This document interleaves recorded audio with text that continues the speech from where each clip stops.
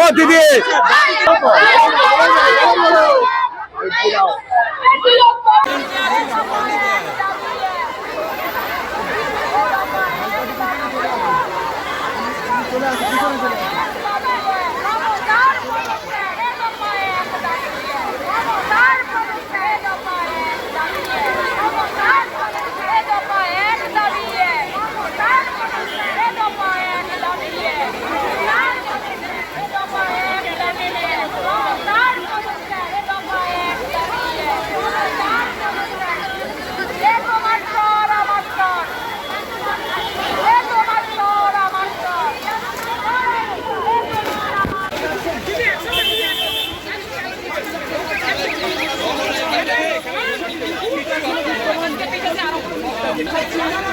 অগ্নিমিত্রা পাল, অর্চনা মজুমদার, কালুমণি পাত্র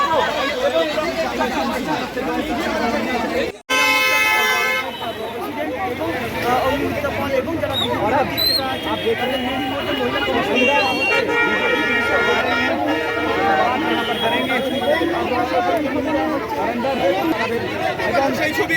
তাদের যে অভিযোগ তা হচ্ছে নিষ্ক্রিয়তা, অর্থাৎ এই গোটা পরিকল্পনার সময় মহিলা কমিশন আর্থিকর কাণ্ডে মহিলা কমিশনকে কোনো উদ্যোগ নিতে দেখা যায়নি এবং সেই কারণে পুলিশ তাদেরকে পারমিশন দিল। এখানে তাদের অভিযোগ করবো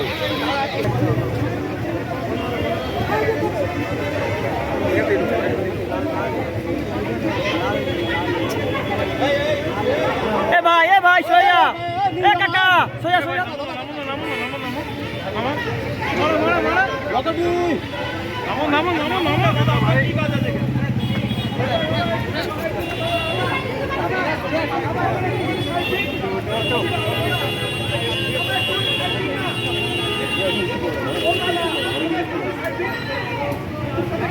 ও ভাই সরে যাও।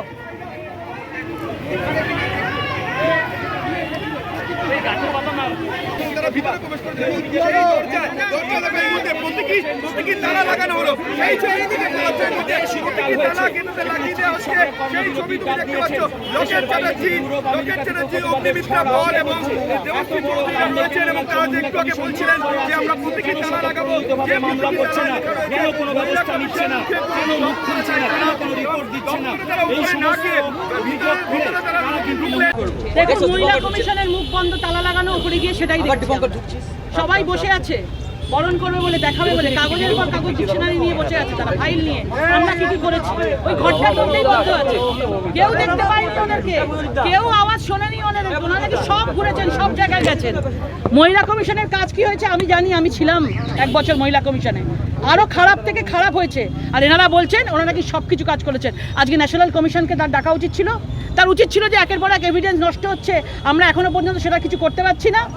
তার মানে তারা হচ্ছে মহিলা কমিশন না, তৃণমূলের মহিলাদের পার্টি অফিস হয়ে গেছে। এটা লজ্জা লাগে যে একজন মহিলা হয়ে মহিলা কমিশন তেরা যদি আজকে চুপ করে থাকে, তাহলে শুধু তারা নানা রকম সরকারি সুবিধা নিয়ে যাবে, ওপরে 4 তলায় বসে থাকবে, এসি ঘরে বসে থাকবে, আর মেয়েটার বিচার করবে না। আর আমরা যখন গেছি বলছে আপনাদেরকে আমরা নিমন্ত্রণ করেছিলাম, তাহলে এতগুলো লোককে অ্যারেস্ট করা হয়েছে কেন, আমাকে কেন ডিটেইন করা হয়েছিল, আমরা তো আসতেই পারতাম না। তারপরে কেউ একটা মিথ্যা কথা বলছে, নয় মহিলা কমিশন মিথ্যা কথা বলছে, নয় পুলিশ মিথ্যা কথা বলছে।